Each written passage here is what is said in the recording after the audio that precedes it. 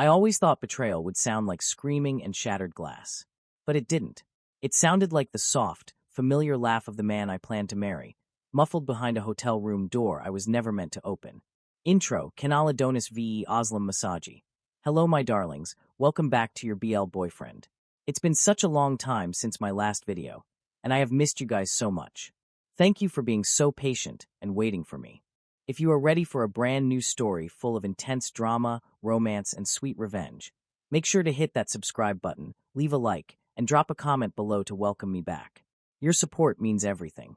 Now let's get right into the story. Part 1. I used to believe that love was something you built brick by brick. A quiet, sturdy house where you could weather any storm. For 3 years, Maya was my house. I mapped my entire life around her ambitions, her late-night meetings, her stress. I learned her coffee order by heart, forgave her canceled dates, and smoothed out the edges of my own life just so I could fit perfectly into hers. Tonight was our 3rd anniversary. Maya had texted me earlier in the afternoon. I'm so sorry, babe. The marketing pitch is dragging on. I have to stay at the hotel with the team. Don't wait up. It was a normal text.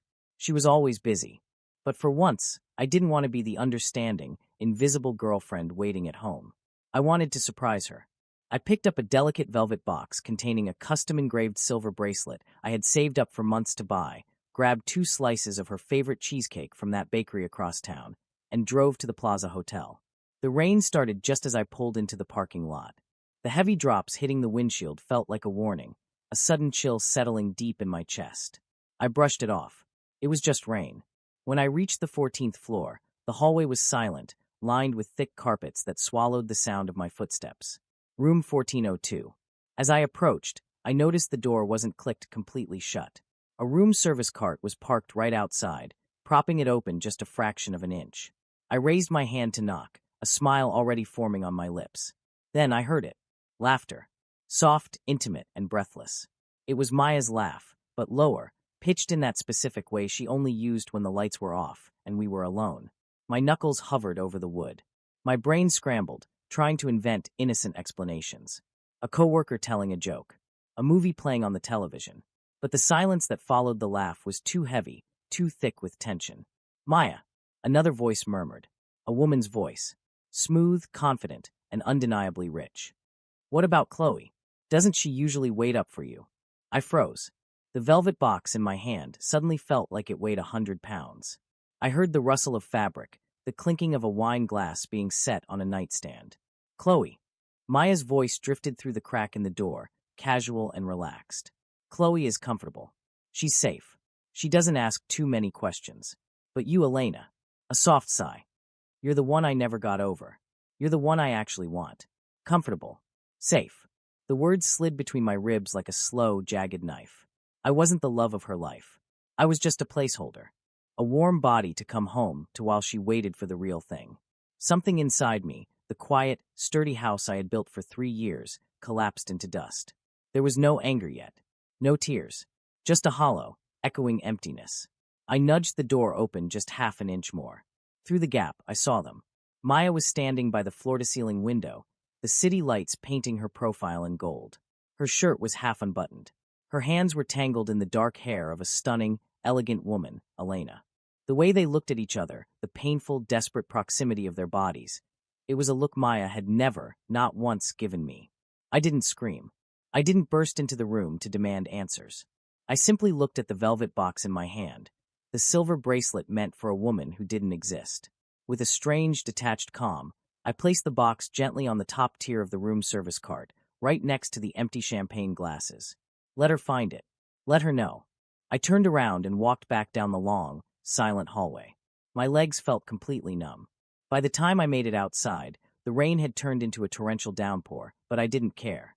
I walked without a destination, the water soaking through my coat, mixing with the tears I didn't even realize I had finally started shedding. 3 years. Gone in a single sentence. I ended up at a high-end, dimly lit lounge downtown. I didn't usually drink, but tonight, I needed something to burn the echo of the word comfortable out of my mind. The bar was almost empty, jazz playing softly in the background, neon lights reflecting off the polished mahogany counter. Whiskey, I told the bartender, my voice hoarse. Neat. The strongest one you have. I threw the first glass back. the burn making my eyes water. It didn't help. The pain was still there, sitting heavy in my throat. I signaled for another. Celebrations usually involve smiling, a voice said. I blinked, turning my head. Sitting 2 stools down was a woman. She was striking, not flashy or deliberately trying to draw attention, but possessing the kind of quiet, absolute authority that altered the gravity of the room. She wore a tailored, charcoal gray suit that hugged her shoulders perfectly. Her dark hair was styled elegantly, and her sharp, intelligent eyes watched me with a calm intensity that made me instinctively hold my breath. She wasn't looking at me with pity. She was looking at me like she was trying to solve a puzzle. I'm celebrating the sudden death of an illusion, I muttered, staring back at my empty glass. The woman gestured to the bartender, paying for my next drink with a flick of a sleek black card. An expensive celebration. The price was 3 years of my life. I laughed weakly, the alcohol finally starting to blur the sharp edges of the room. Turns out, I was just the safe choice. A comfortable little waiting room until her real love came back. I didn't know why I was telling a stranger this. Maybe it was because her presence felt so grounding, so impossibly steady compared to the hurricane inside my head. The stranger didn't offer empty platitudes. She didn't tell me I was better off, or that my ex was an idiot. She just took a slow sip of her own drink and held my gaze. To be chosen as a placeholder is an insult to your worth, she said, her voice a deep, resonant hum that sent an unexpected shiver down my spine. You shouldn't mourn someone who didn't know the value of what they had. I stared at her. You give good advice for a stranger. I am a woman who prefers efficiency in all things, including grief, she replied smoothly. I don't remember much after that. I remember the warmth of the whiskey, the low cadence of her voice, and the feeling that for the first time all night, I was safe. At some point, the room spun violently. I stumbled off the stool, my knees giving out. Warm, strong hands caught me before I hit the ground. You need a safe place to sleep, the deep voice murmured against my hair. Don't have one, I slurred, closing my eyes against the spinning lights. I don't have a home anymore. Then you will stay with me tonight. I woke up to the smell of fresh rain and cedarwood. The sunlight filtering through the massive, floor-to-ceiling windows was blinding. I groaned, holding my aching head as I sat up. The bedroom I was in was massive, decorated in minimalist shades of gray and white. It looked like a spread from an architectural magazine. I looked down in panic and realized I was wearing an oversized, incredibly soft silk button-down shirt.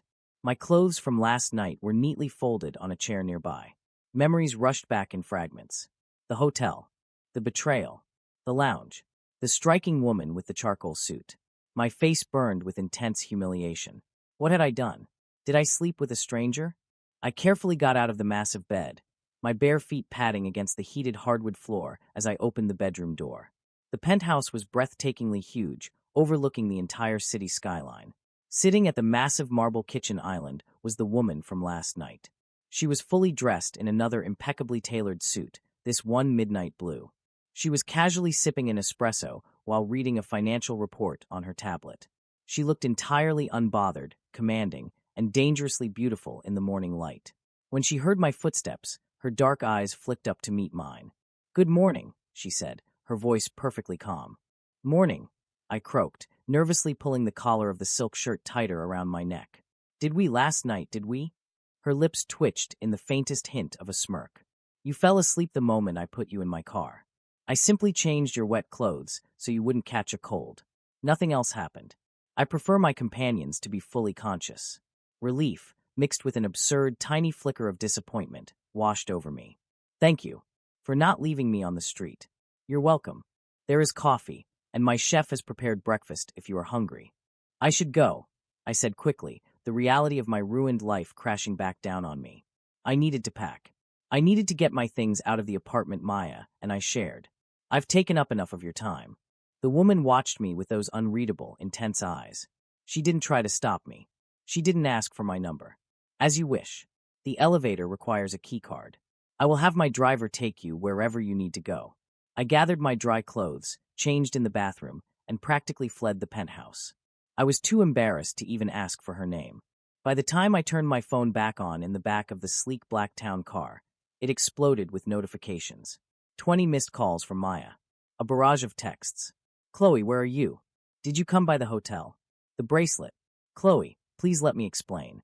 Don't overreact. We need to talk. Come home. Don't overreact." The sheer arrogance of it made my blood boil. Maya thought I would just cry, yell, and eventually forgive her. She thought I was too weak to leave. I directed the driver to my apartment, packed everything Maya owned into 3 large trash bags, and left them out in the hallway. I took off my promise ring, placed it on top of the bags, and locked the door. I needed a distraction. I needed to pretend my chest wasn't hollowed out. I looked at the clock. 9 a.m. I was already late for work at the marketing agency. When I finally arrived at the office, the atmosphere was chaotic. People were frantically organizing desks, wiping down whiteboards, and speaking in hushed, panicked whispers. "What's going on?" I asked my co-worker, Sarah, who was aggressively fixing her lipstick in her reflection on her monitor. "Where have you been?" "The buyout was finalized last night," Sarah hissed. "The parent company that bought our agency. Their CEO is here to inspect the branch personally. She's supposed to be terrifying. Everyone is freaking out. They're coming up the elevator right now." I barely had time to process the information before the quiet hum of the executive elevator signaled its arrival. The silver doors slid open. The entire office went dead silent. A group of high-level executives stepped out, looking nervous and subservient. But all my attention was locked on the woman leading them. Midnight blue tailored suit, piercing dark eyes, an aura of absolute, crushing authority. It was the stranger from the bar. The woman whose silk shirt I had been wearing just 2 hours ago.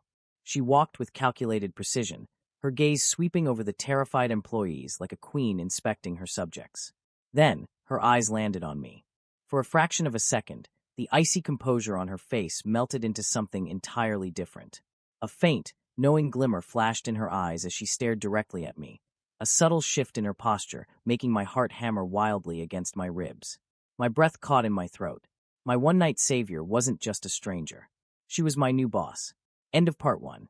Part 2. The silver doors of the executive elevator slid open, and the chaotic hum of the office died instantly. It was as if all the oxygen had been sucked out of the room. A group of high-level executives stepped out first, looking pale and subservient. But all my attention was locked on the man leading them. He wore a midnight blue tailored suit that clung perfectly to his broad shoulders. His dark, piercing eyes swept over the terrified employees with an aura of absolute, crushing authority. It was the stranger from the lounge, the man whose oversized silk shirt I had been wearing just 2 hours ago in his penthouse. Silas. He walked with calculated precision, a predator inspecting his new territory. Then, his gaze swept across the open-plan desks and landed directly on me. For a fraction of a second, the terrifying, icy composure on his face shifted. The rigid line of his jaw softened, and a faint, almost imperceptible glimmer of recognition flashed in his dark eyes. He didn't smile, but the way he looked at me, steady, intense, and completely focused, made my heart hammer wildly against my ribs. My breath caught in my throat. My one-night savior wasn't just a wealthy stranger. He was Silas Blackwood, the ruthless CEO of the parent company that had just bought our entire agency. "Everyone back to work," the branch manager squeaked, breaking the silence. "Mr. Blackwood will be conducting individual department reviews in the main conference room." I practically threw myself into my chair, hiding behind my dual monitors. My face was burning, so hot I thought I might actually catch fire. I slept in his bed. Well, I slept in his bed while he presumably slept somewhere else, but I had still stumbled around his ultra-luxurious kitchen looking like a chaotic, heartbroken mess. And now he held my career in his impeccably manicured hands. "Did you see the way he looked over here?" Sarah, my co-worker, whispered frantically, leaning over my desk. "I think he's going to fire us, Leo. He has that, 'I'm going to liquidate your department' look." "Just look busy," I muttered, typing aggressively on a blank document. The morning dragged on in an agonizing state of suspense. Department heads went into the conference room looking stressed and came out looking devastated. Silas Blackwood was entirely dismantling the agency's inefficiencies in record time. My phone vibrated on my desk. Another text from Julian. "Leo, please. The bag's outside the apartment. You're not thinking straight. I love you." Elias was just a moment of weakness. Answer my calls. A moment of weakness. 3 years of my life, my sacrifices, my unwavering loyalty, reduced to an inconvenience while he entertained his white moonlight. A bitter taste flooded my mouth. I blocked the number, tossing the phone face down. I didn't have the energy to mourn Julian today. I was too busy trying not to get fired by the man who had seen me crying into a glass of whiskey. Leo Vance. I jumped. Silas's personal assistant, a man who looked almost as intimidating as his boss, was standing at my desk. Mr. Blackwood would like to see you in his temporary office. Now, Sarah shot me a look of pure terror. I swallowed hard, straightened my blazer, and followed the assistant down the glass-walled hallway. The temporary executive office was spacious, but Silas's presence made it feel incredibly small. He was standing by the window, looking out over the city, one hand resting casually in his pocket. When the door clicked shut behind me, he turned. Without the barrier of a crowded room, the sheer magnetism of the man was overwhelming. "Mr. Blackwood," I started, my voice betraying a slight tremor. "If this is about my performance metrics, I have the quarterly reports." "Sit down, Leo," he interrupted. His voice was just as deep and resonant as it had been in the dimly lit lounge, but the professional setting added a layer of authority that made my knees feel weak. I sat cautiously on the edge of the leather chair opposite his desk. Silas didn't sit. He leaned against the edge of the heavy oak desk, crossing his arms and looking down at me. The proximity was deliberate. "I was not expecting to see you here today," he said quietly, his dark eyes studying my face. "Especially considering the state you were in last night." My face flushed crimson. I appreciate your hospitality, sir. But I assure you, my personal life does not interfere with my work. I'm completely capable of." "I didn't call you in here to question your capability." Silas cut in smoothly. He reached over and picked up my file. "Your metrics are excellent. You are underpaid and overworked. The previous management failed to utilize your potential." I blinked, completely caught off guard. "Oh." A faint, almost invisible smile touched the corner of his lips. "You left the penthouse in quite a hurry this morning. You forgot your jacket." "I didn't want to overstay my welcome," I replied, looking down at my hands. "You had already done enough. Rescuing a drunk, heartbroken stranger isn't usually in a CEO's job description." "You weren't just a stranger, Leo," Silas said softly. The way he said my name made a strange shiver run down my spine. Before I could process what that meant, a loud commotion erupted outside the office doors. Shouting. Familiar shouting. "I don't care who is in there. I need to see him. Leo." My blood ran ice cold. "Julian." The heavy mahogany door to the office burst open. The assistant was trying to hold him back, but Julian shoved past him, looking frantic, his hair disheveled and his tie undone. He looked like a man whose perfectly constructed double life had just blown up in his face. "Leo." Julian gasped, his eyes locking onto me. "Thank God. Why did you block my number?" "You packed all my things." I stood up instantly, my hands curling into tight fists. "Julian, get out. You can't be here. I'm not leaving until you listen to me." Julian stepped forward, completely ignoring the fact that we were in the CEO's office. He reached out, trying to grab my arm. "Last night meant nothing. You're the one I want to marry. You are my home, Leo. You." He told you to leave. The voice wasn't loud, but it possessed a terrifying, absolute chill that froze the entire room. Julian stopped mid-sentence, finally noticing the imposing figure leaning against the desk. Silas stood up to his full height.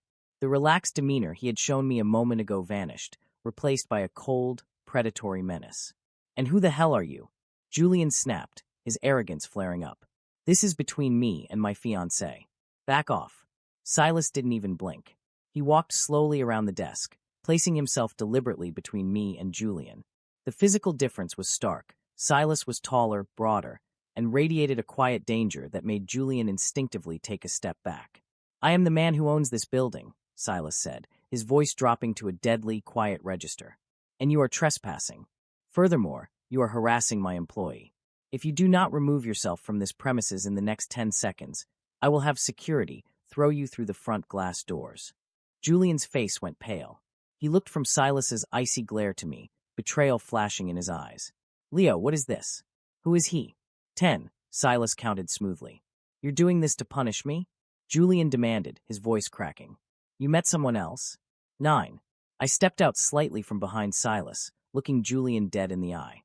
All the love I thought I had for him felt like it belonged to a different person in a different lifetime. "I didn't meet someone else, Julian. I just finally met myself.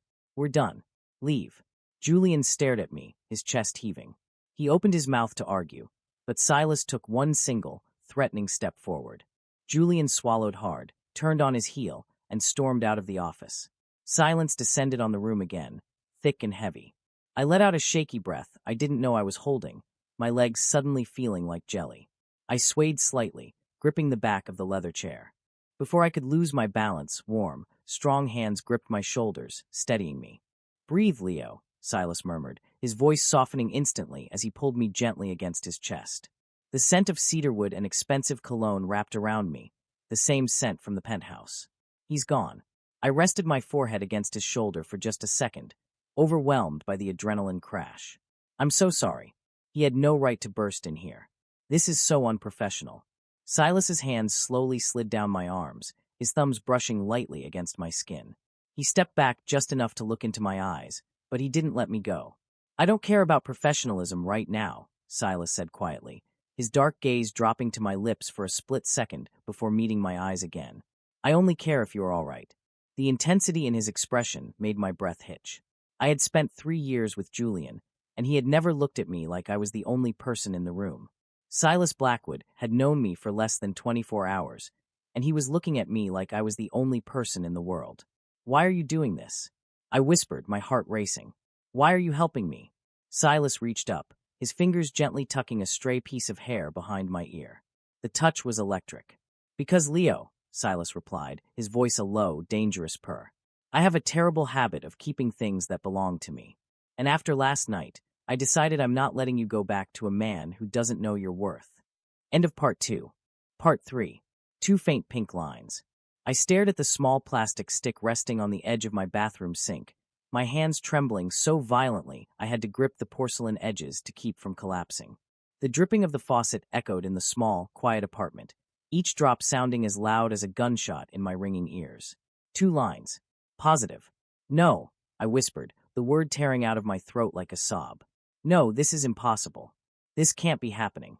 I grabbed the box from the trash can, reading the instructions for the 5th time, my vision blurring with panicked tears.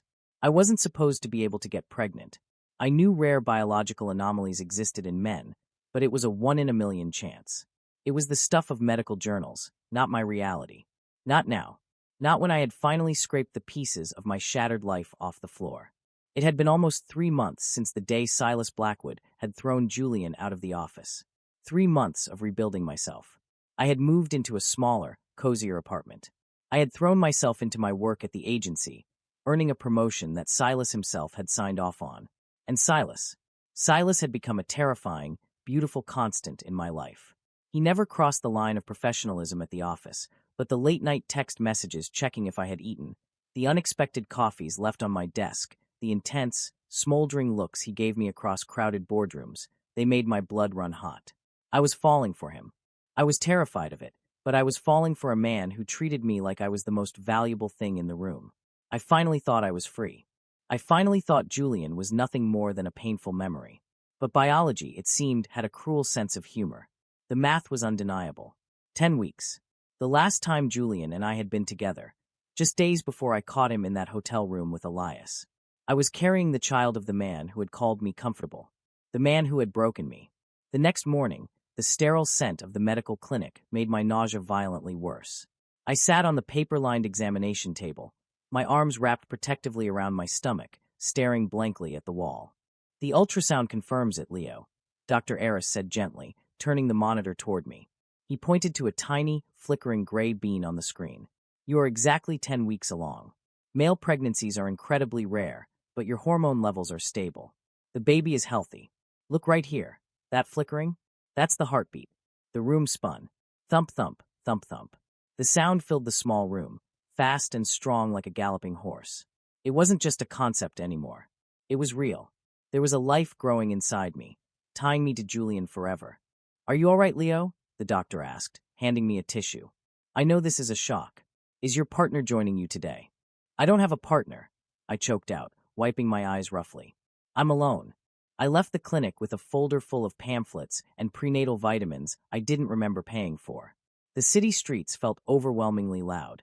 People were laughing, drinking coffee, rushing to work.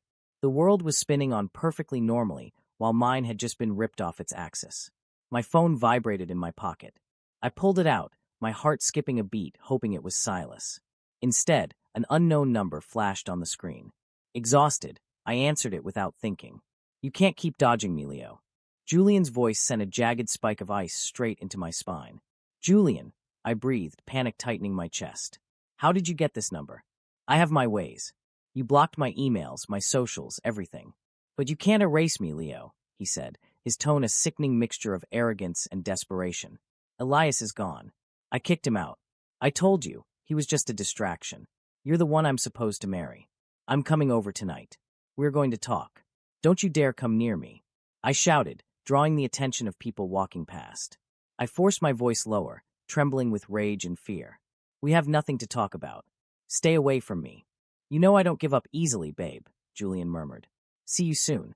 The line went dead. I stared at the screen, a suffocating wave of despair crashing over me. He wasn't going to let me go. And if he found out about the baby, he would use it. He would use the child as an anchor to drag me back into a life of second choices and hidden infidelity. He would trap me. I practically ran the rest of the way to my apartment building. When I finally locked my door behind me, the adrenaline left my body all at once. I slid down the front door, pulling my knees to my chest, and finally let myself sob. I cried for the life I had lost, for the terrifying future ahead of me, and for the child that I didn't know how to protect on my own. I must have sat there for hours, watching the afternoon sun fade into a stormy gray evening. The rain started lashing against my living room windows, mirroring the chaos in my head. Suddenly, a firm, heavy knock echoed through the wood against my back. I froze, my breath catching in my throat. Julian. He had found my new address. Leo. The voice wasn't Julian's. It was deep, resonant, and impossibly steady. Silas. I scrambled to my feet, wiping my red, swollen eyes frantically. I unlocked the deadbolt and pulled the door open. Silas stood in the dimly lit hallway. He was wearing a long black wool coat over his impeccably tailored suit, his dark hair slightly damp from the rain. He looked like a god who had just descended into the mundane world. But the usual icy composure on his face was gone, replaced by a tight, rigid concern. You didn't show up for work today, Silas said, his dark eyes scanning my face, instantly taking in my tear-stained cheeks and trembling hands. You didn't answer my texts. I had my security team track your phone. What happened? His sheer presence, the absolute safety he radiated, broke whatever fragile dam I had left inside me. A fresh sob tore from my throat. Without a word, Silas stepped inside, kicked the door shut behind him, and pulled me into his arms. I collapsed against his chest, gripping the lapels of his coat like a drowning man holding onto a lifeline. He wrapped his strong arms securely around my waist, pulling me completely flush against him. One of his large hands moved to the back of my head, holding me gently while I cried into his shoulder. I've got you, Silas murmured, his voice a low, vibrating rumble against my ear. You're safe. Talk to me, Leo. Who did this? Was it Julian? I stiffened at the name. I pulled back slightly, looking up at his sharp, handsome face. He called me. From a new number. He said he's not going to let me go. A dark, violent shadow passed over Silas's eyes. His jaw clenched so tight I thought his teeth might shatter. He will not come anywhere near you. I will make sure of it. You don't understand, I whispered, stepping out of his embrace, wrapping my arms defensively around my own stomach. It's not just about me anymore. I can't completely cut him out. I can't. Silas frowned, his intelligent eyes narrowing. Why not? I couldn't say it. The words tasted like ash on my tongue. Instead, I walked over to the kitchen counter and picked up the white medical folder I had thrown there earlier. My hands shook violently as I held it out to him. Silas took the folder. He opened it slowly. The apartment was dead silent, save for the rain beating against the glass. I watched his eyes scan the medical jargon, the blood test results, and finally, the glossy ultrasound photo pinned to the back page. Time seemed to stop. I waited for the disgust. I waited for the pity. I waited for the man who had been slowly, carefully courting me for months to realize I was damaged goods, permanently chained to another man's mistake. Silas stared at the ultrasound photo for a long, agonizing minute. When he finally looked up, his expression was entirely unreadable. A mask of pure, terrifying CEO control. How far along? He asked, his voice unnervingly quiet. 10 weeks, I whispered, my voice breaking. It's Julian's. It happened right before. Right before I found him in the hotel. Silas, I'm so scared. If he finds out, he's going to use this baby to force me back to him. His family is powerful. He has money, lawyers. Julian's family, Silas repeated slowly, the words sounding metallic and cold. He closed the folder, setting it down gently on the counter. He took a slow, deliberate step toward me. Leo, there is something you need to know about Julian's family. I blinked, confused by the sudden shift in the conversation. What? Julian's full name is Julian Blackwood. The air in the room vanished. My heart slammed against my ribs so hard it hurt. Blackwood. Julian had never used his last name at work. He always went by his middle name, Vance, to avoid the Nepo baby allegations. I stared at Silas, horror and realization crashing over me like a tidal wave. No, that's impossible. He is my older brother's son, Silas said, his voice dropping to a low, heavy register. He is my nephew. I stumbled backward until my back hit the wall. The world spun dangerously. You knew. All this time, you knew who I was? That night in the bar, when you brought me to your penthouse, you knew I was your nephew's fiancé. I knew, Silas admitted, not breaking eye contact. There was no guilt in his dark eyes, only a fierce, burning intensity. Was I a game to you? I choked out, betrayal making my chest burn. Were you just keeping an eye on me for him? Making sure I didn't ruin the precious Blackwood family reputation? Don't insult me, Silas snapped, his composure finally cracking. He crossed the room in 2 massive strides, trapping me against the wall, his hands planting firmly on the plaster on either side of my head. He was so close I could feel the heat radiating off his body, smell the rain and cedarwood clinging to his skin. I did not watch you for him, Leo, Silas snarled softly, his eyes dropping to my lips before blazing back up to mine. I watched you because from the moment I saw you at his graduation 3 years ago, I knew he didn't deserve you. I watched him take your devotion, your light, and your loyalty for granted. I stayed away because you loved him. Because I have morals. My breath hitched. He had known me for 3 years. But the night I found you drinking yourself to death in that lounge, Silas continued, his voice turning into a raw, desperate whisper. The night I realized he had finally broken you, my morals stopped mattering. I didn't take you home to protect his secret. I took you home because I was waiting for my turn. My mind short-circuited. Silas Blackwood, the untouchable, ruthless billionaire, had been quietly, patiently wanting me for years. But I'm pregnant, I cried, tears spilling over my lashes. I'm pregnant with your nephew's baby, Silas. Everything is ruined. Silas reached up, his large, warm thumbs gently wiping the tears from my cheeks. His touch was so tender it made my heart ache. His gaze dropped to my stomach, hovering there for a moment with a strange, fierce possessiveness, before he looked back into my eyes. Nothing is ruined, Silas stated, with the absolute certainty of a man who bent the world to his will on a daily basis. He stepped back, reaching into the inner pocket of his dark wool coat. When his hand emerged, he was holding a small, sleek black velvet box. My heart completely stopped. Silas opened it. Resting inside, catching the dim light of the apartment, was a simple, breathtakingly elegant platinum band. It wasn't flashy. It was sturdy, permanent, and impossibly beautiful. Silas, I breathed, paralyzed by shock. What are you doing? I am solving the problem, Leo, Silas said, his voice ringing with absolute, unshakable resolve. Julian thinks he can use this child to trap you. He thinks his money and his family name give him power over you. I am going to strip that power away. Silas took my left hand, his thumb brushing gently over my knuckles. Marry me, Leo. You can't be serious, I gasped, shaking my head frantically. You don't have to do this out of pity. You don't have to clean up Julian's mess. I am not a man who does anything out of pity, Silas replied, his dark eyes locking onto mine with a terrifying, beautiful sincerity. I am doing this because I want you. Because I am selfish, and I will not let Julian have you back. Marry me. You will have my name. You will have my protection. This child will be raised with everything it could ever need, and Julian will never be able to lay a finger on either of you. I stared at the ring, the heavy weight of his proposal pressing down on my chest. It was insane.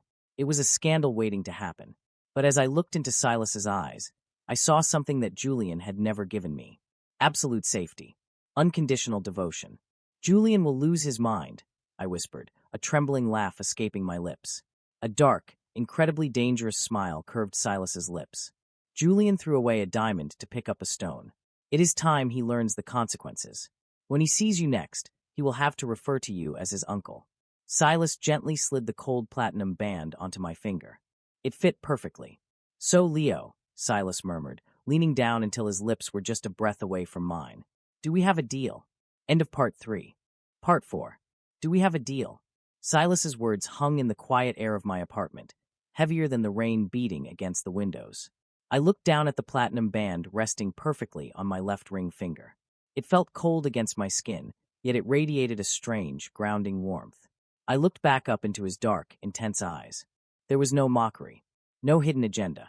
Just a terrifyingly powerful man offering me an absolute sanctuary from the storm that had become my life. Julian had treated me like a convenient stop along the way. Silas was looking at me like I was the final destination. Yes, I whispered, the word barely escaping my throat. Yes, Silas. We have a deal.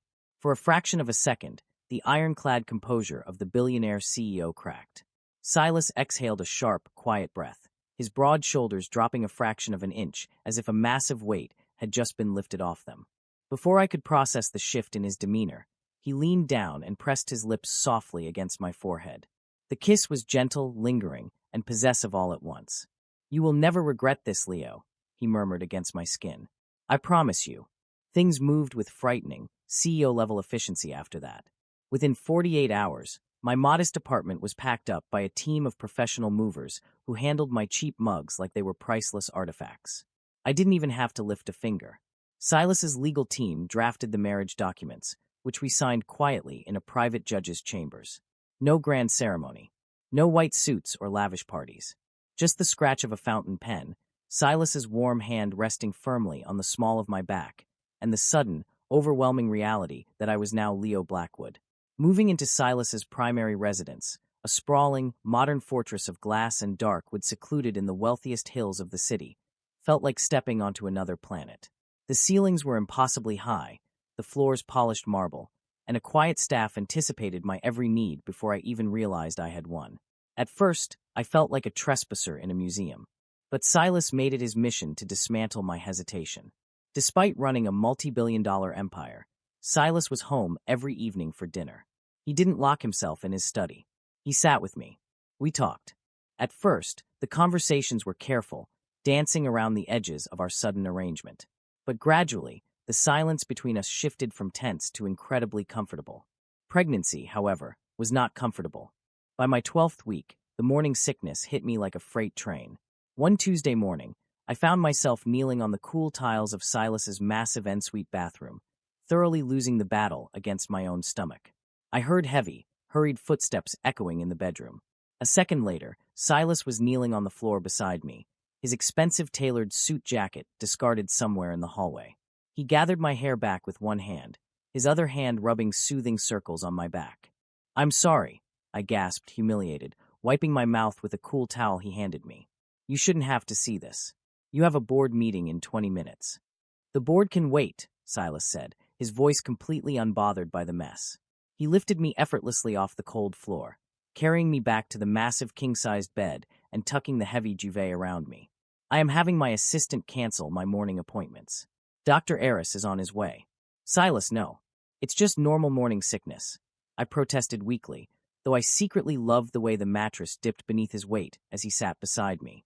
"You are pale, and you haven't been able to keep breakfast down for 2 days, Silas countered, his CEO mode fully activated. He pulled out his phone, already typing out orders. "I am not taking risks with your health, Leo. Tell me what you can eat. I will have it flown in if necessary." I let out a weak, exhausted laugh. "You can't buy out morning sickness, Silas." He looked up from his phone, his dark eyes softening instantly as they met mine. "I can try."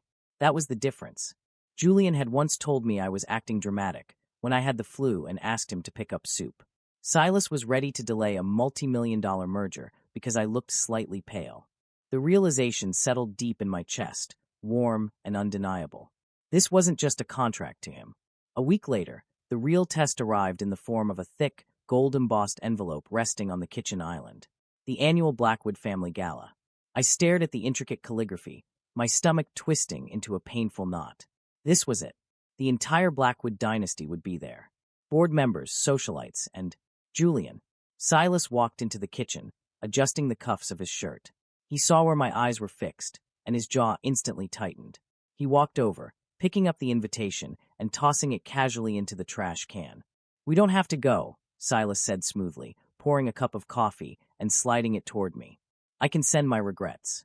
The family will survive without my presence for one evening." I looked at the trash can, then back at him. "Julian will be there, won't he?" Silas paused, his dark eyes darkening further. "Yes. He is expected to attend with his parents, which is exactly why you do not have to subject yourself to it. I will not have him upset you." I wrapped my hands around the warm coffee mug, taking a deep breath. For 3 years, I had made myself small to fit into Julian's world. I had hidden in the shadows so he could shine. And when he broke my heart, he expected me to quietly disappear. I looked down at the platinum band on my finger. Then I looked up at the terrifying, magnificent man standing in front of me. "No," I said, my voice steadying. "We're going." Silas raised an eyebrow, a flicker of genuine surprise crossing his features. "Are you sure? He thinks I'm sitting in a cheap apartment somewhere, crying over him," I said, a spark of long-overdue anger igniting in my chest. "He thinks he still has power over me. I want to look him in the eye and show him exactly what he lost." A slow, dangerously proud smile spread across Silas's face. It was the smile of a predator watching its mate bare their teeth for the first time. "As you wish, Leo. We will go, and we will make sure he never forgets it." The night of the gala, Silas spared no expense. A private tailor was brought to the estate, outfitting me in a breathtaking, custom-made suit in a deep, rich burgundy that perfectly contrasted Silas's sharp, midnight black tuxedo. When I looked in the mirror, I didn't recognize the fragile, broken man from the hotel hallway. I looked powerful. The ride to the Blackwood ancestral estate was tense. My leg bounced nervously in the back of the sleek limousine. Silas noticed immediately. He didn't offer empty reassurances. He simply reached across the leather seat, took my hand, and interlaced our fingers, resting our joined hands on his thigh. His thumb traced a slow, calming rhythm over my knuckles. "I am right beside you," Silas murmured, his voice a low, grounding rumble in the quiet car. "No one in that room will dare disrespect you. If they do, I will ruin them, family or not." I swallowed hard, nodding. "I know." The estate was violently opulent. Flashbulbs went off as we stepped out of the car, the press clamoring for a shot of the notoriously private CEO of the Blackwood Empire. Silas ignored them all, keeping his hand firmly planted on the small of my back as he guided me up the marble steps. The moment we stepped into the grand ballroom, the atmosphere physically shifted. The lively chatter of hundreds of elite guests began to die down, replaced by a wave of hushed, frantic whispers. Silas Blackwood never brought guests to family functions. He certainly never brought men wearing platinum rings that matched his own. We navigated the crowd, Silas parting the sea of billionaires and socialites effortlessly. He introduced me simply, without hesitation or apology. "My husband, Leo." The shock on their faces was palpable, but Silas's icy glare dared anyone to question it. I was just starting to relax, taking a sip of sparkling water, when the hairs on the back of my neck stood up. A familiar, sickeningly confident laugh echoed from near the grand staircase. I turned my head. Julian was standing near a pillar, holding a glass of champagne. He looked exactly the same. Handsome, arrogant, and entirely oblivious to the storm about to hit him. He was chatting with an older man I recognized as his father, Silas's older brother. Julian turned his head to scan the room, and that was when his eyes locked onto mine. For a second, Julian froze. His brain clearly couldn't process what he was seeing. Leo, his quiet, easily manipulated ex-fiancée, standing in the middle of the most exclusive billionaire gathering of the year, wearing a suit that cost more than a sports car? A smug, triumphant smile slowly spread across Julian's face. He turned to his father, excused himself, and began walking directly toward me. He thought I had crashed the party. He thought I had tracked him down to beg for his forgiveness. "Stay here," Silas murmured in my ear, his voice dropping to a lethal whisper as he noticed Julian's approach. "Let him come to us." Julian swaggered over, completely ignoring Silas, whose back was partially turned. Julian's eyes were locked entirely on me, practically glowing with arrogance. "Leo," Julian said, his voice dripping with condescension, "I have to admit I'm surprised. How did you even get past security? Did you really miss me this much to pull a stunt like this?" I didn't flinch. I stood tall, my chin raised, and met his gaze with absolute coldness. "I didn't come here for you, Julian." Julian let out a dry laugh, taking a step closer. "Right. You just happened to wander into my family's private estate. Look, I told you I'd come by your apartment. You don't need to embarrass yourself by." "Julian." The single word cut through the air like the crack of a whip. Silas turned slowly, stepping perfectly to my side, slipping his arm possessively around my waist. The relaxed, conversational posture he had held seconds ago evaporated, replaced by the terrifying, dominant aura of the Blackwood patriarch. Julian's smug smile instantly vanished, draining the color from his face as if he had just seen a ghost. He stumbled back half a step, his eyes wide with shock. "Uncle Silas," Julian stammered, his arrogant tone instantly replaced by nervous deference. I I didn't see you there. I apologize. Silas's dark eyes were completely dead, locking onto his nephew with a look that could freeze hell itself. His hand tightened slightly on my waist, pulling me flush against his side for the entire room to see. "You are addressing my husband, Julian," Silas said, his voice quiet, deadly, and echoing loudly in the sudden silence of the surrounding crowd. "I suggest you watch your tone." Julian's eyes darted from Silas's furious face down to the platinum ring on my finger, and then back up to mine. The champagne glass in his hand slipped from his trembling fingers, shattering violently against the marble floor. End of Part 4. Part 5. The sharp, violently loud crash of crystal shattering against the imported marble floor echoed through the grand ballroom. The sound severed the lively hum of the gala like a blade. For a few agonizing seconds, the entire world seemed to stop spinning.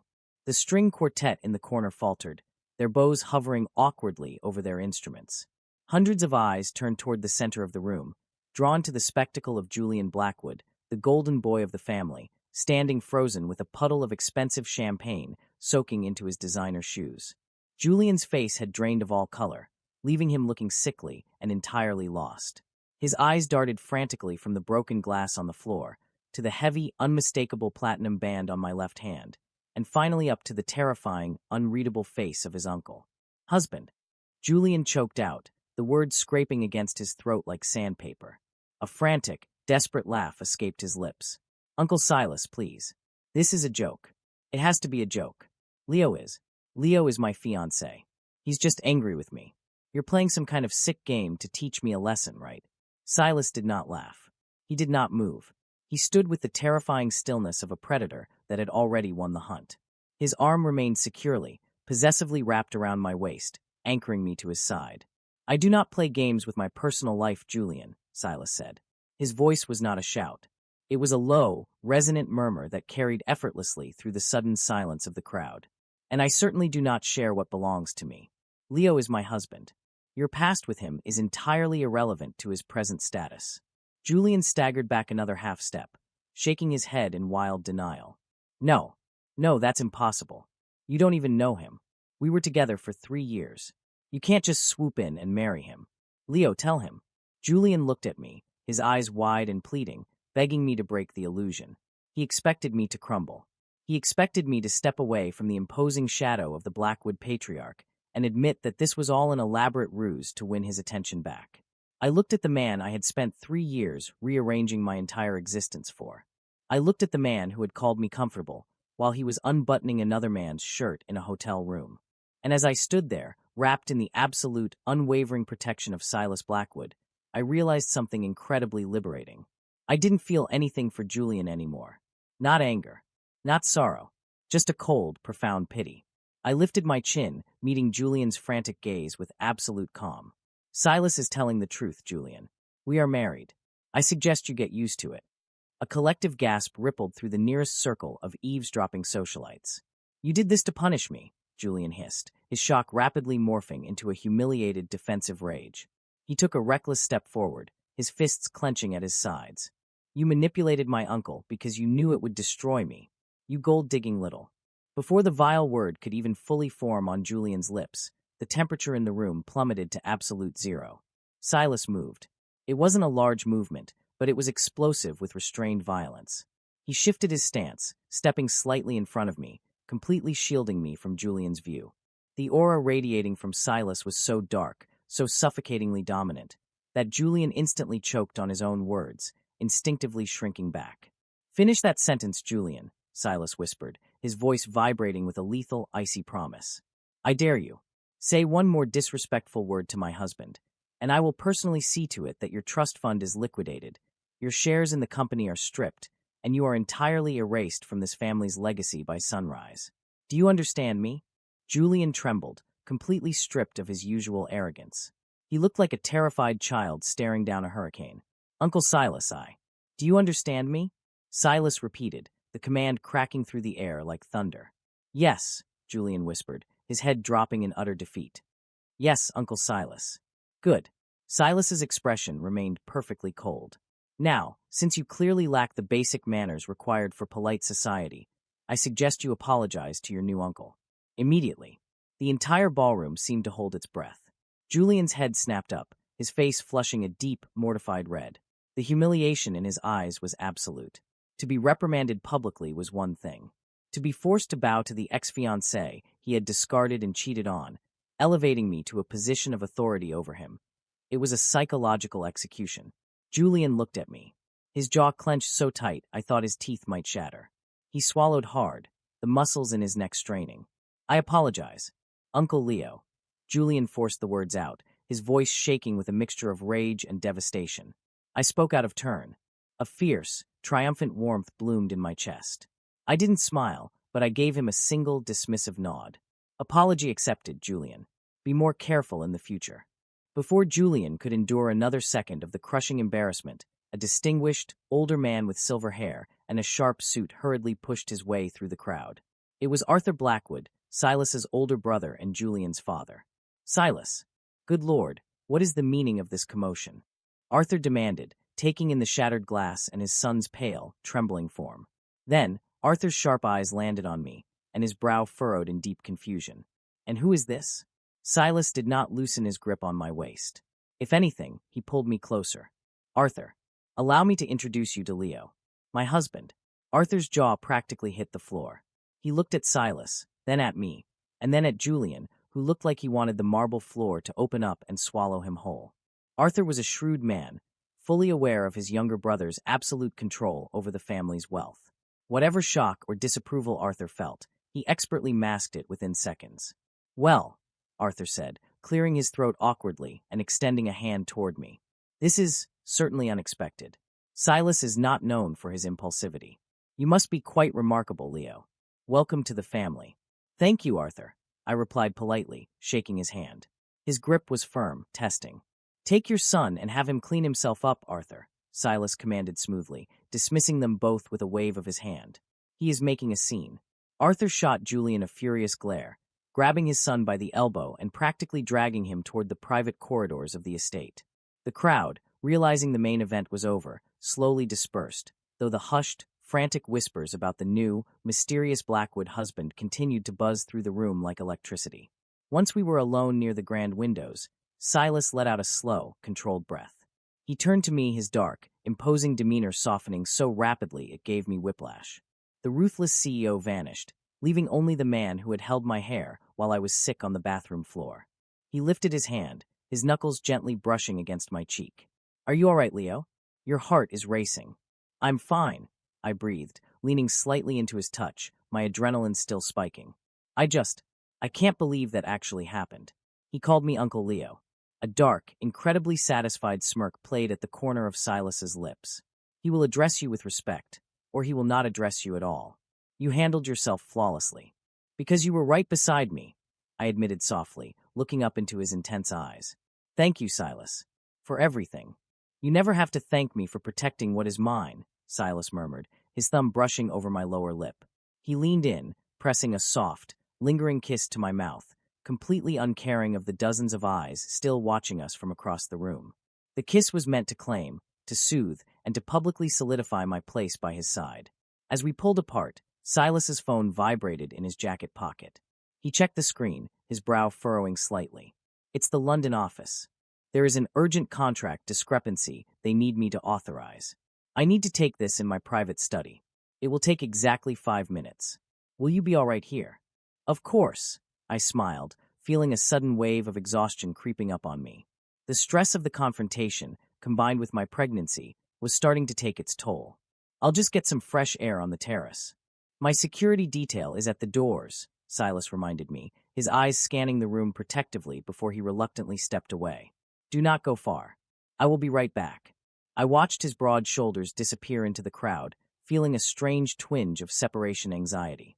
Taking a deep breath, I walked toward the heavy glass doors leading out to the estate's massive stone terrace. The cool night air felt incredible against my flushed skin. The terrace was relatively empty, dimly lit by elegant wrought iron lanterns. I walked over to the stone balustrade, looking out over the manicured gardens, and absent-mindedly rested my hand over my lower stomach. The faint, barely noticeable curve was hidden well beneath the tailored burgundy suit, but to me, it felt like the center of the universe. So it's true. The voice came from the shadows to my left. My blood ran instantly cold. I turned sharply. Julian stepped out from behind a large stone pillar, out of sight of the security guards at the door. He had discarded his champagne-soaked shoes and was pacing toward me like a caged, desperate animal. "You shouldn't be out here, Julian," I said, my voice steady, though my heart began to hammer a frantic rhythm. "Your uncle will be back in less than 5 minutes." "I don't care," Julian snapped, closing the distance between us until he was only a few feet away. His eyes were bloodshot, manic. "I needed to see you without his guard dog routine. I needed to look at you and figure out how the hell you managed to pull off the greatest con in our family's history." "It's not a con," I said coldly, crossing my arms over my chest to hide my stomach. "We are married. That is the reality. Now leave me alone." "You don't love him," Julian hissed, his voice cracking with desperation. He reached out, grabbing my wrist. His grip was entirely too tight. "You loved me, Leo. You begged me to stay that night. You cried for me. You can't just switch that off and marry the most terrifying man I know. You're doing this because of Elias, aren't you? You wanted to hurt me as much as I hurt you." "Let go of me," I demanded, trying to yank my arm back, but his grip tightened painfully. "No, tell me the truth." Julian leaned in, his eyes wildly searching my face. "Why him? Of all the people in the world, why my uncle? What is he giving you that I couldn't?" "He's giving me loyalty," I spat, the anger finally boiling over. I shoved him hard with my free hand, breaking his grip. "He's giving me respect. He would never look at another person while he had me. He looks at me like I am the only thing that matters, Julian. You looked at me like I was a convenience. A backup plan.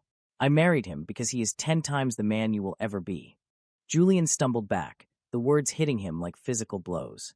He stared at me, his chest heaving, his arrogance completely shattered by the absolute conviction in my voice.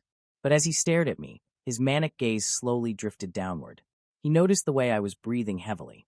He noticed the slight, protective way my hands had instinctively curled over my lower abdomen after I shoved him. He noticed the subtle change in my posture. Julian's eyes widened. The anger in his expression suddenly morphed into something entirely different. A chilling, horrifying realization. "You've changed," Julian whispered, his voice dropping to a trembling, horrified murmur. He took a slow step toward me, his eyes locked on my stomach.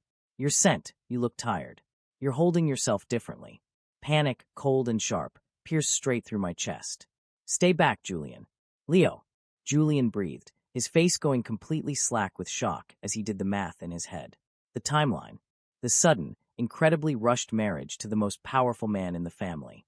The fierce, overprotective way Silas was guarding me.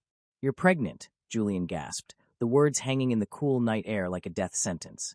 He looked up, his eyes locking onto mine with a terrifying, obsessive light. "You're pregnant, and it's mine." End of Part 5. Part 6. "You're pregnant," Julian gasped, the words hanging in the cool night air like a death sentence. He looked up, his eyes locking onto mine with a terrifying, obsessive light. "You're pregnant, and it's mine." The silence on the terrace was deafening, broken only by the distant, muffled sound of the orchestra playing inside the ballroom. The blood drained completely from my face. My worst fear, the very reason I had agreed to Silas's sudden proposal, was standing right in front of me, staring at my stomach with a sickening mix of triumph and possessive hunger. "You're delusional," I said, my voice shaking despite my desperate attempt to keep it steady. I took a step back, my shoulders hitting the cold stone of the balustrade. There was nowhere else to go. "Don't lie to me, Leo," Julian hissed, his eyes wide and manic as he closed the distance between us. "The timeline fits perfectly. It was right before you left. Right before you found me at the hotel. You're carrying my child, and you thought you could just hide it by marrying my uncle? I didn't marry him to hide." I fired back, my hands instinctively covering my abdomen, a fierce, protective maternal instinct roaring to life inside me. "I married him to protect myself from you. This child has nothing to do with you. You lost any right to us the moment you chose Elias over me." Julian let out a dark, incredulous laugh, running a trembling hand through his hair. The shock was fading, rapidly replaced by a terrifying, arrogant entitlement. "Lost my right," Julian scoffed, stepping so close I could smell the stale champagne on his jacket. "Leo, this changes everything. You have Blackwood blood growing inside you. My blood. Do you honestly think I'm going to let another man, let alone my own uncle, raise my heir? You belong to me. This baby belongs to me. The baby belongs to no one but me." I shouted, the panic rising in my throat. "Stay away from me, Julian." "You're coming with me right now," Julian growled, his face twisting into an ugly mask of desperation. He reached out, his fingers wrapping painfully around my wrist, trying to yank me away from the stone railing. "We're leaving. I'm taking you out of here, and we are going to fix this. I'll get rid of Elias. I'll give you whatever you want. But you are not staying with Silas. Let go of me. You're hurting me." I struggled, trying to pry his fingers off my arm, my heart hammering wildly against my ribs. "Remove your hand from my husband, Julian, before I remove it from your arm entirely." The voice didn't come as a shout. It was a low, lethal vibration that seemed to drop the temperature of the entire terrace to absolute zero. Julian froze. His grip on my wrist slackened, just enough for me to rip my arm away. Silas stepped out from the heavy velvet curtains of the terrace doors. He didn't look like a CEO anymore. He looked like an executioner. The aura radiating off him was so dark, so violently oppressive, that the air itself felt heavy. His midnight black tuxedo seemed to absorb the dim light around him as he walked slowly, deliberately, down the stone steps toward us. Julian stumbled backward, his manic confidence instantly shattering into pure, unadulterated terror. "Uncle Silas, wait, you don't understand." Silas didn't even look at Julian. His dark, burning eyes were locked entirely on me. He crossed the terrace in a few massive strides, wrapping his arm around my waist and pulling me flush against his solid, warm chest. I practically collapsed against him, burying my face in his shoulder, my whole body trembling with adrenaline and fear. "Did he hurt you?" Silas murmured against my hair, his voice suddenly painfully gentle, a stark contrast to the murderous energy radiating from his body. "No," I choked out, gripping the lapels of his jacket tightly. "He knows, Silas. He figured it out." I felt the muscles in Silas's back instantly turn to steel. He slowly turned his head, his piercing gaze finally landing on his nephew. Julian was pale, shaking like a leaf, but the delusion in his mind pushed him to speak. "He's carrying my child, Uncle Silas. You can't do this. You can't steal my fiancée and my baby. That is my blood. The family will never stand for this." For a long, agonizing moment, Silas said nothing. He simply stared at Julian with a look of such absolute, crushing disdain that it made Julian instinctively shrink back. "Your blood," Silas repeated, the words dripping with a cold, mocking venom. "Biology is a trivial technicality, Julian. It takes mere seconds to create life. It takes power, devotion, and an unbreakable will to protect it. You possess none of those things." "It's my baby," Julian shouted, his voice cracking with desperation. "It is a Blackwood," Silas corrected, his voice echoing with absolute, terrifying authority. "And as the patriarch of this family, what is mine stays mine. This child will be born with my name. It will be raised in my home. It will inherit my empire. In the eyes of the law, the public, and this family, I am the father. You are nothing but a discarded mistake." Julian staggered as if he had been physically struck. Tears of humiliation and rage welled in his eyes. "You can't do this. I'll tell the press. I'll tell my father. I'll demand a paternity test." Silas let out a low, dark chuckle that held absolutely no humor. It was the sound of a predator cornering its prey. "Do it," Silas challenged softly, taking one single, menacing step toward Julian while keeping me securely tucked behind him. "Breathe a single word of this to the press, or to your father. Demand a test. And I promise you, Julian, before the sun sets the very next day, I will dismantle your entire life." Julian swallowed hard, his eyes wide with horror. "I will freeze your accounts," Silas continued, his voice dropping to a terrifying whisper. "I will have you exiled from the board. I will personally ensure that every door in this city is slammed in your face, and I will bury you under so much legal and financial ruin that you will forget what it feels like to sleep indoors. You will not exist. Do we understand each other?" The absolute certainty in Silas's voice completely broke whatever fight Julian had left. He realized, in that moment, that he was utterly powerless. His money, his name, his arrogance, none of it meant anything against the man who controlled the entire Blackwood dynasty. "Yes," Julian whispered, a tear slipping down his cheek as he looked at me one last time, realizing he had truly lost everything. "Yes, I understand." "Get out of my sight," Silas commanded, turning his back on his nephew as if he were nothing more than an insect. "If you ever approach my husband again, I will not bother with financial ruin. I will simply end you." Julian didn't say another word. He turned and practically ran back inside the estate, disappearing into the shadows. The moment he was gone, the ironclad tension in Silas's body seemed to dissolve. He turned fully toward me, cupping my face in both of his large, warm hands. His thumbs gently wiped away the stray tear that had escaped my eye. "I am so sorry, Leo," Silas murmured, his dark eyes filled with a raw, painful regret. "I told you I would protect you, and I left you alone. It will never happen again." "It's not your fault," I whispered, leaning into his touch, feeling an overwhelming wave of exhaustion wash over me. He surprised me. "Silas, what if he actually tells someone? What if he tries to take the baby?" "He won't," Silas said with absolute certainty, pressing a firm, reassuring kiss to my forehead. "He is a coward who values his wealth above all else. He knows I will strip him of it without hesitation. You are safe. The baby is safe. I've got you." As the adrenaline finally left my system, a sudden, sharp cramp ripped through my lower abdomen. I gasped, my knees buckling slightly as I gripped Silas's arms. "Leo!" Silas caught me instantly, sweeping me up into his arms before I could even process the pain. The panic in his voice was raw and unfiltered. "What is it? Are you hurt?" "My stomach," I groaned, burying my face in his neck as another wave of pressure hit. "It hurts, Silas. It really hurts." "Hold on to me," Silas commanded, his chest heaving. He didn't carry me back through the crowded ballroom. He bypassed the main doors entirely, carrying me down the side steps of the terrace toward the private driveway. He barked an order into his earpiece, and within 30 seconds, the sleek black limousine pulled up, the rear door flying open. "Drive. Now. And call Dr. Eris to the estate immediately." Silas ordered the driver as he slid into the back seat, pulling me onto his lap. The ride back to our estate was a blur of agonizing tension. Silas didn't let me go for a single second. He held me tightly against his chest, one hand buried in my hair, the other resting firmly over my cramping stomach. He was whispering to me, a constant stream of low, grounding reassurances, but I could feel the rapid, terrified beating of his heart against my cheek. By the time we arrived, Dr. Eris was already waiting in the grand foyer. Silas carried me straight upstairs to the master bedroom, laying me gently on the massive bed.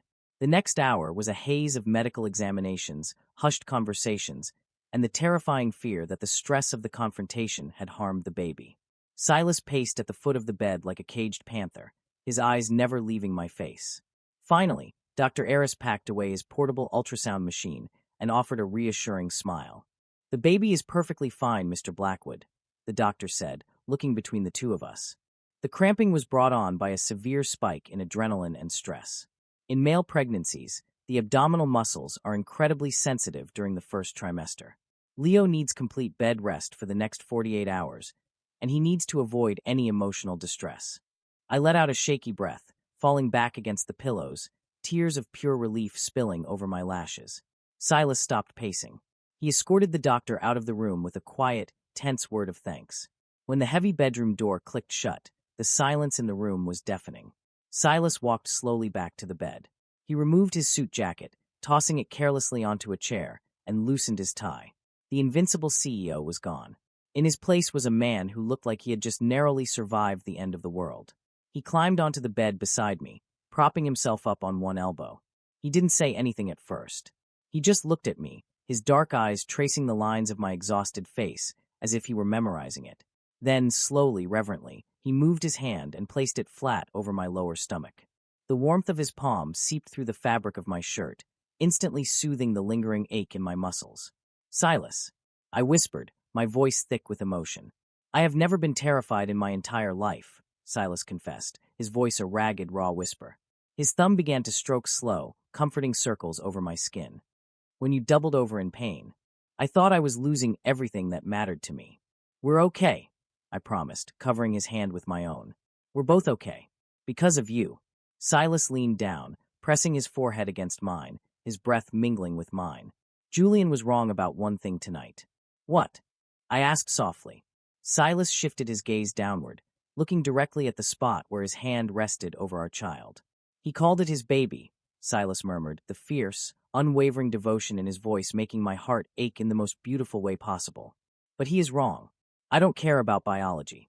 I don't care about genetics. The moment I put my ring on your finger, this child became mine.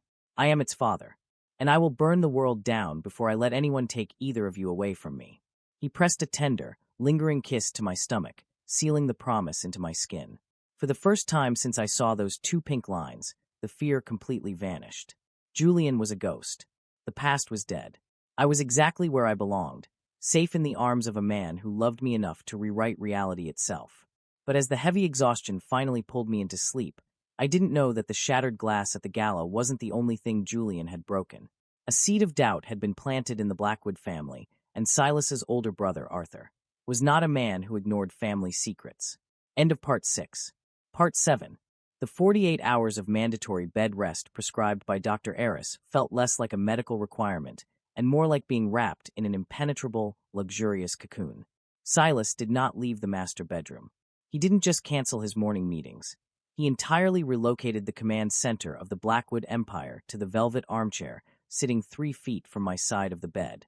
I woke up on the second morning to the soft, rhythmic sound of him typing on his laptop, a Bluetooth earpiece blinking discreetly as he silently directed global mergers while simultaneously keeping a terrifyingly close eye on my breathing. He was wearing a simple black cashmere sweater and dark trousers, his hair slightly rumpled from running his hands through it. Without the sharp armor of his tailored suits, he looked softer, more approachable. But the moment I shifted against the silk sheets, his head snapped up, his dark eyes instantly scanning my face for any sign of pain. "I'm fine," I murmured sleepily, pulling the heavy duvet up to my chin. "You don't have to stare at me like I'm made of spun glass, Silas. The cramping is completely gone." Silas didn't smile. He closed his laptop with a soft click and removed his earpiece, tossing them onto the bedside table. He moved to the edge of the mattress, his large hand gently brushing a stray lock of hair from my forehead. "You terrified me, Leo," he said, his voice a low, rough rumble. "Until Dr. Eris officially clears you this afternoon, you are not moving from this bed. If you need anything, you ask me. I need you to stop running a multi-billion-dollar corporation from an armchair just to watch me sleep." I teased weakly, though my heart swelled at the absolute devotion in his eyes. "The board is probably terrified you've been kidnapped." "The board knows exactly who is in charge," Silas replied dismissively. His thumb traced the line of my jaw, his touch incredibly tender. "My empire can survive without my physical presence for 2 days. But I cannot survive if something happens to you. You are my priority. Everything else is secondary." The absolute certainty in his words made my breath hitch. I leaned into his palm, closing my eyes. "What happened to Julian?" I asked softly, the memory of the terrace still sending a cold shiver down my spine. Silas's jaw tightened, the muscles ticking beneath his skin. "I had my security team escort him from the estate immediately after the gala. By dawn yesterday, I signed the executive orders. He has been stripped of his local executive titles and transferred to a minor subsidiary branch in Geneva, Switzerland. His accounts are heavily monitored. He will not be returning to this continent anytime soon." "Geneva." I opened my eyes, stunned. "You exiled him?" "I removed a threat," Silas corrected coldly. "He will live comfortably, but he will have no power, no influence, and absolutely no access to you. He is gone, Leo." A massive wave of relief washed over me. Julian was thousands of miles away. The nightmare was finally over. Before I could say anything else, Silas's private secure phone buzzed sharply on the table. It was a specific ringtone, one reserved only for his highest-level international fixers. He glanced at the screen, a flicker of annoyance crossing his features. "I have to take this," he muttered, leaning down to press a firm kiss to my forehead. "It is a secure line in my study. I will be gone exactly 10 minutes. Do not get up. If you need water, ring the bell for the staff." "I'll be fine, Silas. Go." I smiled reassuringly. He hesitated for another second before standing up and striding out of the room, the heavy oak door clicking shut behind him. The master bedroom suddenly felt incredibly quiet. I settled back against the pillows, resting my hand over my stomach. The fear that had gripped me 2 nights ago was entirely gone. Silas had built a fortress around us. For the first time in months, I felt completely, untouchably safe. 10 minutes passed. Then 15. I was just starting to drift back to sleep when the heavy oak door creaked open. "Silas, did you fix the—" I started, turning my head. The words died in my throat. It wasn't Silas. Standing in the doorway, dressed in an immaculate gray suit and holding a silver-tipped walking cane, was Arthur Blackwood, Silas's older brother, Julian's father. My blood instantly turned to ice. "How did you get in here?" I demanded, my voice trembling as I instinctively pulled the duvet tighter around my body. Silas's security team was supposed to be impenetrable. Arthur closed the door behind him with a soft, ominous click. His expression was cold, calculating, and filled with a simmering, aristocratic rage. I am the older brother of the patriarch, Leo. The staff may fear Silas, but they still respect the bloodline. A newly hired maid was easily convinced to look the other way. He walked slowly into the room, his sharp eyes scanning the space. He took in the tray of prenatal vitamins on the dresser, the medical chart Dr. Eris had left on the table, and finally my pale, tense face. My son called me yesterday, Arthur said, his voice eerily calm, though it carried a dangerous edge. He was frantic, babbling like a madman. He told me Silas had forcibly transferred him to Geneva, stripped his access codes, banished him from the family holdings. Arthur stopped at the foot of the bed, gripping his cane with white-knuckled intensity. Julian has always been arrogant, but he has never been terrified. Not until yesterday, Arthur continued, his eyes narrowing to incredibly sharp slits. He kept rambling about bloodlines, about thieves. He told me to ask Silas about the timeline of your sudden, miraculous marriage. Panic clawed at my throat. I reached subtly for the staff call button resting on the nightstand, but Arthur noticed the movement and slammed the tip of his cane against the hardwood floor. Leave it, Arthur snapped, dropping the polite facade entirely. I am not here to hurt you. I am here for the truth. Silas has never cared for romance. He is a machine built to accumulate power. And yet, he marries my son's discarded fiancée overnight, elevates him above the rest of the family, and places him under armed guard and bed rest. Arthur stepped closer to the side of the bed, his gaze dropping to my stomach. It doesn't take a genius to put the pieces together, Leo, Arthur hissed, his voice dropping to a venomous whisper. Julian told me everything about your relationship. He told me the dates. You are not carrying Silas's child. You are carrying my grandson, and you and my brother are trying to steal him from my lineage. Get out of this room, I said, forcing my voice to remain steady, though my heart was hammering violently against my ribs. You have no right to be here. This child belongs to Silas and me. Do not lie to me. Arthur snarled, his face twisting with fury. That child has my son's blood. Silas is barren. Everyone in the family knows he has no interest in heirs. He is using you to secure a child he couldn't have himself, and he is punishing Julian to keep the secret buried. I will not allow it. I will expose this entire farce to the board. I will demand a paternity test, and I will ruin. You will do absolutely nothing. The voice came from the doorway, and it didn't just command attention. It demanded absolute, terrifying submission. I gasped in relief. Arthur whipped around, his face instantly losing its color. Silas stood in the open doorway. If he had looked like an executioner on the terrace with Julian, he looked like a god of war now. The sheer, suffocating rage rolling off his body was so intense it felt like the air pressure in the room had dropped. His dark eyes were fixed on his older brother with a murderous, unblinking glare. Silas stepped into the room, locking the heavy door behind him with a loud, final click. Silas, Arthur stammered, his bravado instantly crumbling in the face of his brother's absolute authority. I came to uncover the truth. You cannot steal Julian's child and expect me to remain silent. It is a violation of our families.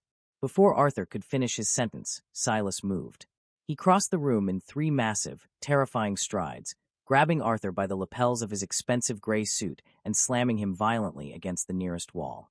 The thud echoed like a gunshot. Arthur gasped, his silver cane clattering uselessly to the floor. Silas! I cried out, terrified, pushing myself up against the headboard. Silas didn't even look at me. His entire focus was locked on his brother, his large hands gripping Arthur's jacket so tightly the fabric was tearing. How dare you, Silas growled, his voice a low, vibrating rumble that shook the walls. How dare you bribe my staff, enter my private sanctuary, and threaten my husband in his own bed? Have you lost your mind, Arthur? Or simply your will to live? It's the truth. Arthur choked out, struggling weakly against Silas's iron grip. That is Julian's child. You are trying to rewrite our bloodline. I am the bloodline. Silas roared, the absolute, terrifying power of the Blackwood patriarch finally unleashing. I built this empire. I pulled this family out of the financial ruin you and your incompetent son dragged it into. You hold your titles, your wealth, and your pathetic little pride entirely because I allow it. Arthur trembled, his eyes wide with sheer terror as he stared into the face of a man who held his entire existence in the palm of his hand. Listen to me very carefully, Arthur, Silas whispered, his voice dropping to a chilling, deadly quiet. He leaned in until he was inches from his brother's face. The child Leo is carrying is mine. It is my heir. It is a Blackwood, and it will inherit everything I have built. Julian is a forgotten footnote. If you ever breathe a single word of your delusional theories to the board, the press, or anyone else, I will not just exile you like I did your son. Silas released his grip slightly, only to press his forearm brutally against Arthur's collarbone, pinning him tighter. I will liquidate your shares, Silas promised, his eyes burning with black fire. I will seize your estates. I will freeze your accounts, and I will cast you out onto the street with nothing but the suit on your back. You will watch your legacy burn to ash, and I will not lose a single second of sleep over it. Do you understand me, brother? Arthur was hyperventilating, the absolute reality of Silas's threat crushing the last remnants of his pride. He knew Silas wasn't bluffing. Silas never bluffed. Yes, Arthur wheezed, tears of humiliation shining in his eyes. Yes, Silas. I understand. Pick up your cane, Silas commanded, stepping back and brushing his own hands off as if he had just touched something vile. And get out of my house. If I ever see you within 50 feet of my husband again, I will break your legs. Arthur didn't hesitate. He scrambled to pick up his cane, his hands shaking violently. He didn't look at me. He didn't look at Silas. He practically ran out of the room, the door slamming shut behind him. The silence that followed was heavy, ringing with the aftermath of Silas's explosive rage. Silas stood frozen for a moment, his chest heaving as he fought to rein in the violent adrenaline. Then he turned to me. The moment his eyes met mine, the murderous CEO vanished. He crossed the room instantly, sitting on the edge of the bed and pulling me securely into his arms. I buried my face in his neck, my hands clutching desperately at his sweater, my heart still racing. I'm sorry, Silas murmured fiercely, burying his face in my hair, his arms wrapping around me so tightly it felt like he was trying to shield me from the world with his own body. I am so damn sorry, Leo. I should never have left the room. I will fire the entire security detail. I will replace the entire staff. No one will ever touch you. I swear it. He knows, Silas. I sobbed quietly against his collarbone. He knows it's Julian's. What if he talks? He won't talk, Silas promised, his voice vibrating against my chest. He pulled back just enough to frame my face in his large, warm hands, forcing me to look into his intense, fiercely devoted eyes. Arthur is a coward. He loves his money more than he loves his son. I broke him, Leo. He will never speak of this again. Silas pressed his forehead against mine, his thumbs gently wiping away my tears. You are safe, Silas whispered, his breath warm against my lips. You and our child are safe. I will be your shield, Leo. Against my family, against the world. I will never let anyone hurt you again.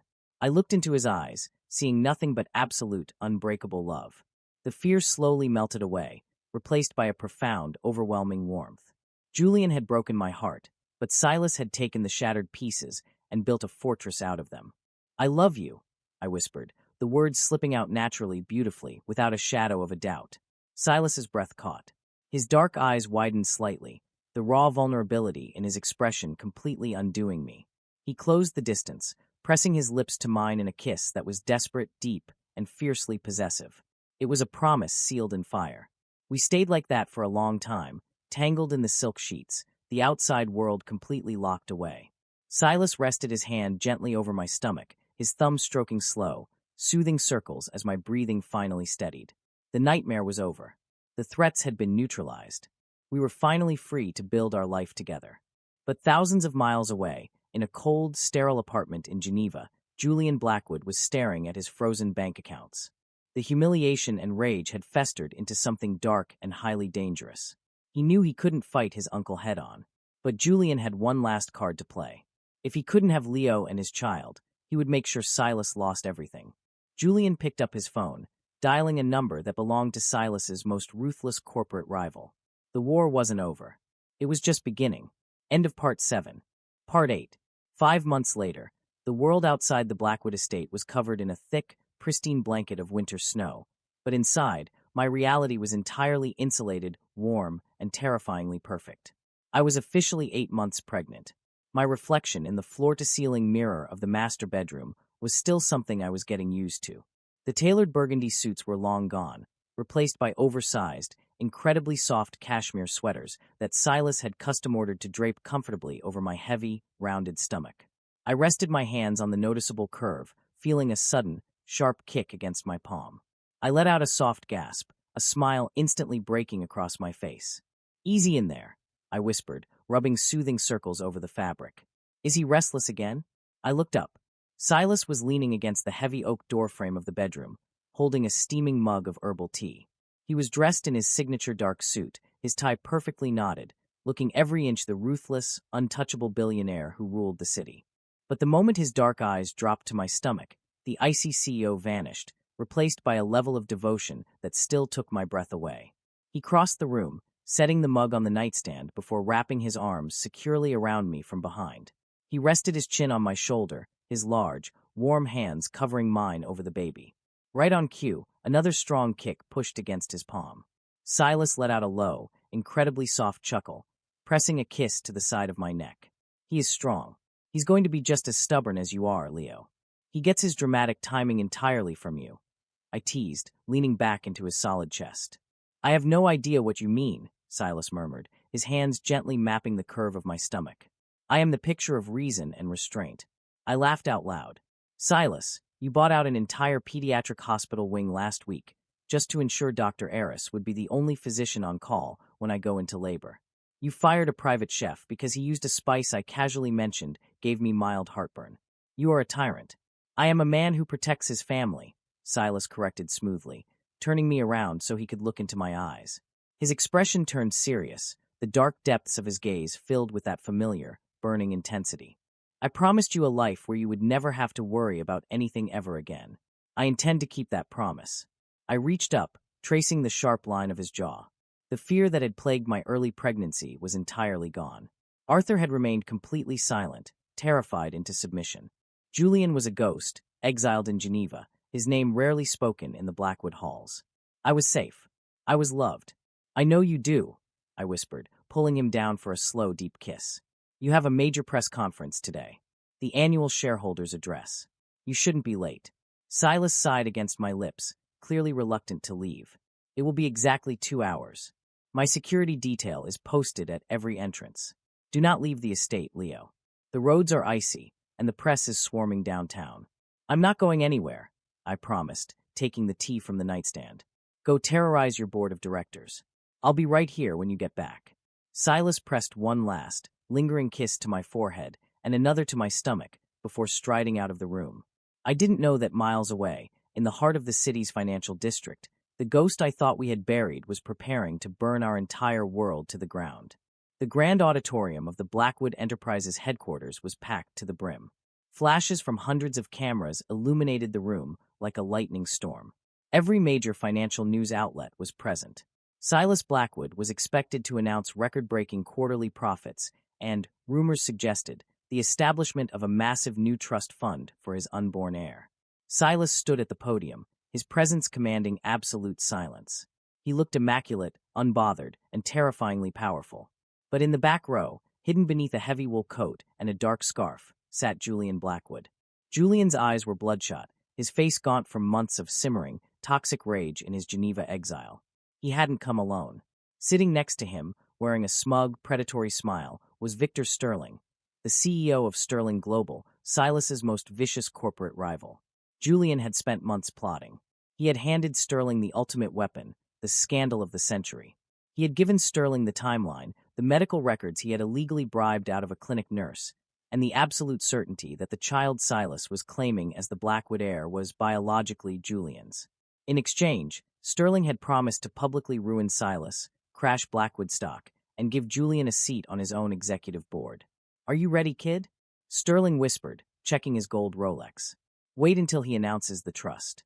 Then we break him." Julian's hands were shaking with a mix of fear and adrenaline. "I'm ready. He stole my life. I'm taking it back."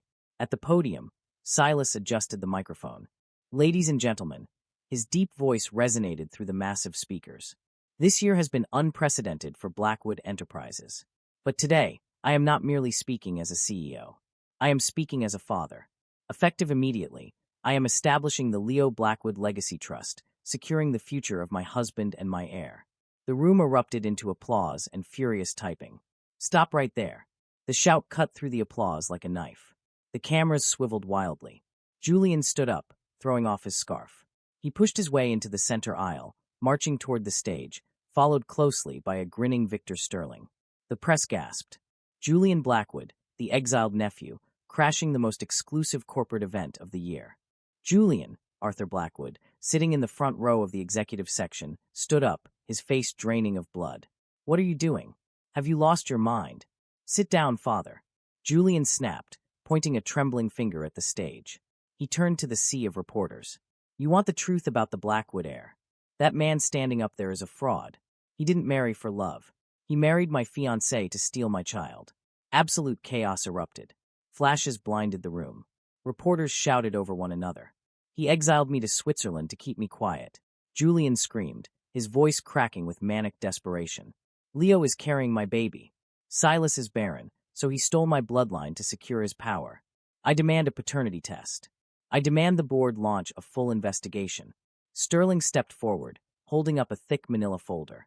"Sterling Global has independently verified these claims. Blackwood Enterprises is being run by a man committing massive paternity fraud and abusing his power to silence his own family." The noise was deafening. The entire empire was supposedly crashing down in real time. But on the stage, Silas did not flinch. He did not shout. He did not call for security. Silas Blackwood simply leaned closer to the microphone, his expression one of absolute, terrifying boredom. "Are you quite finished, Julian?"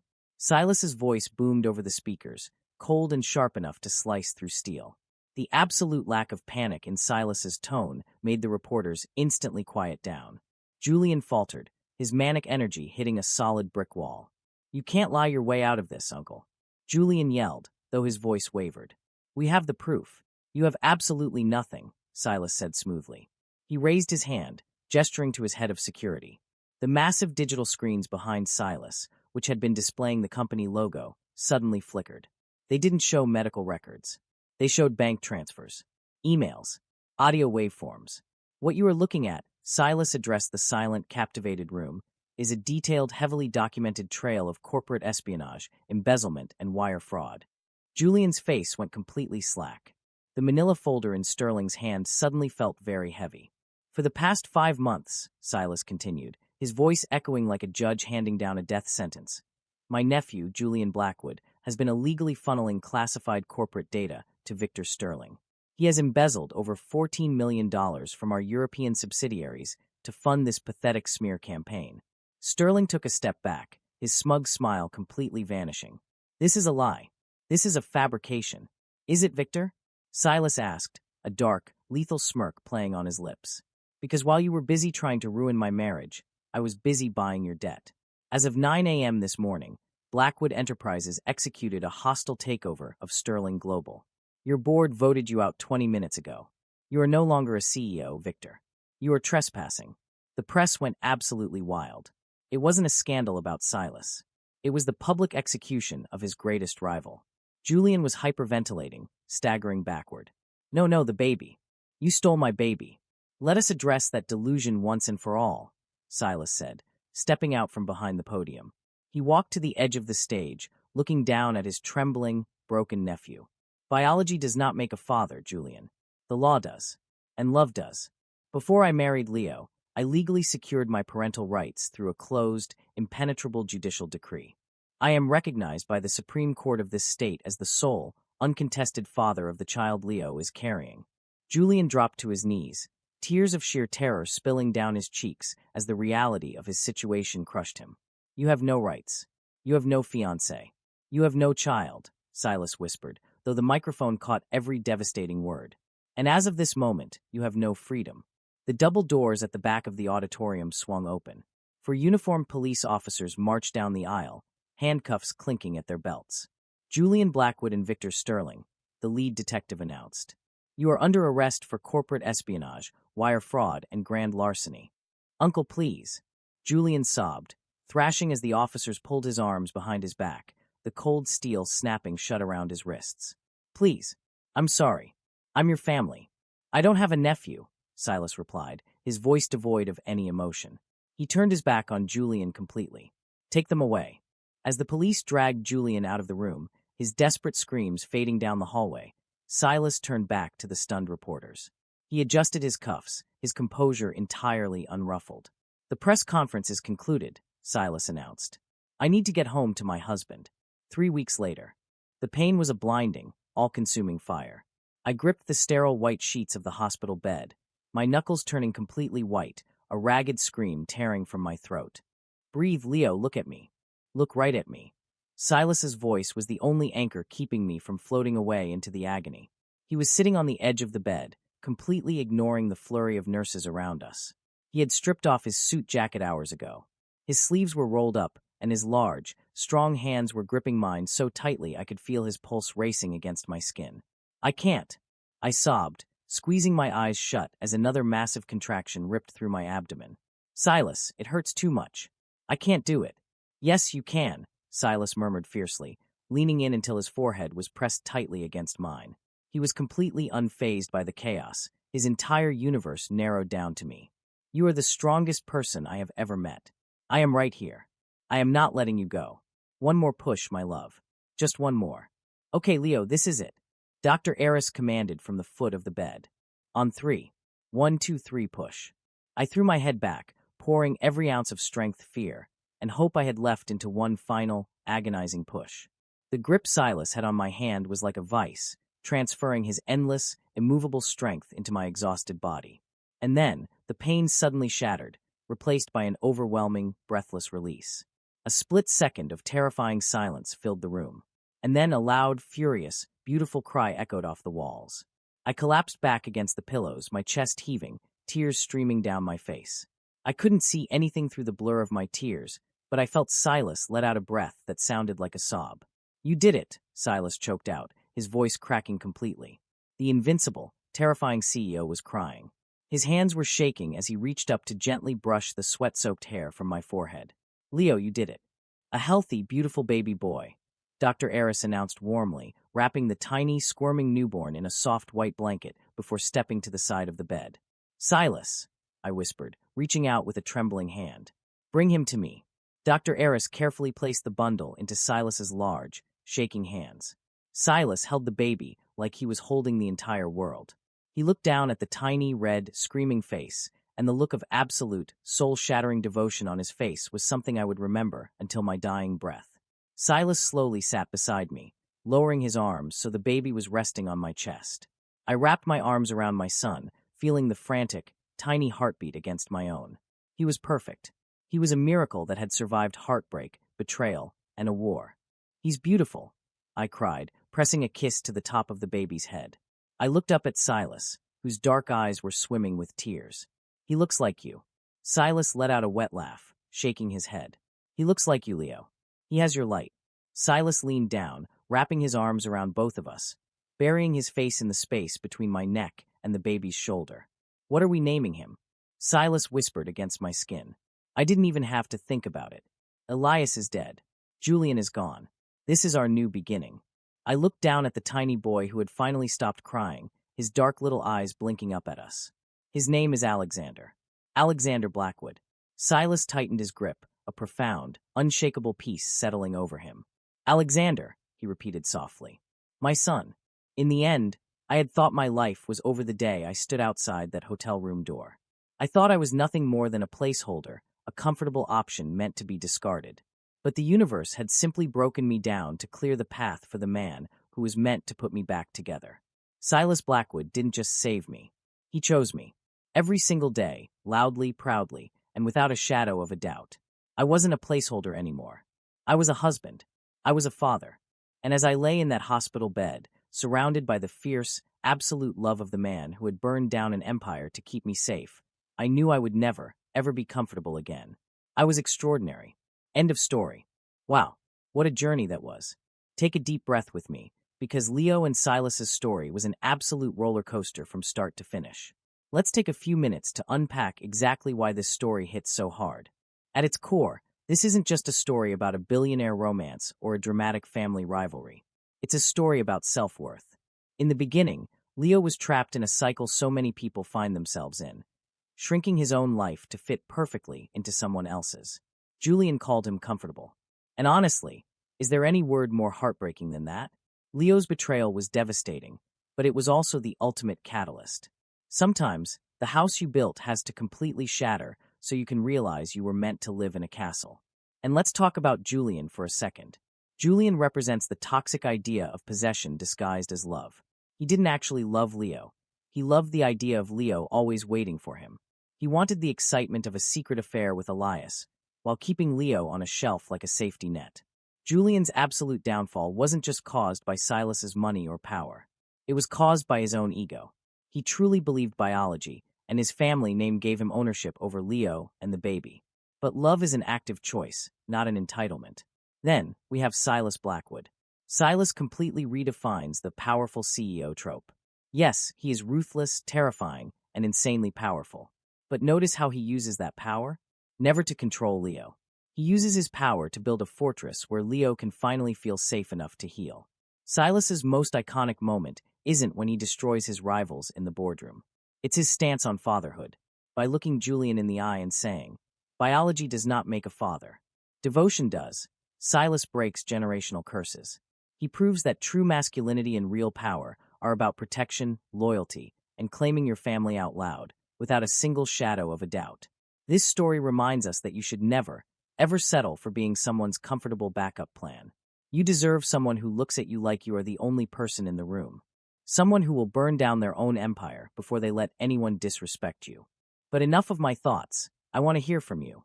What was your absolute favorite Silas moment? Do you think Julian's punishment at the end was satisfying enough? Let me know down in the comments.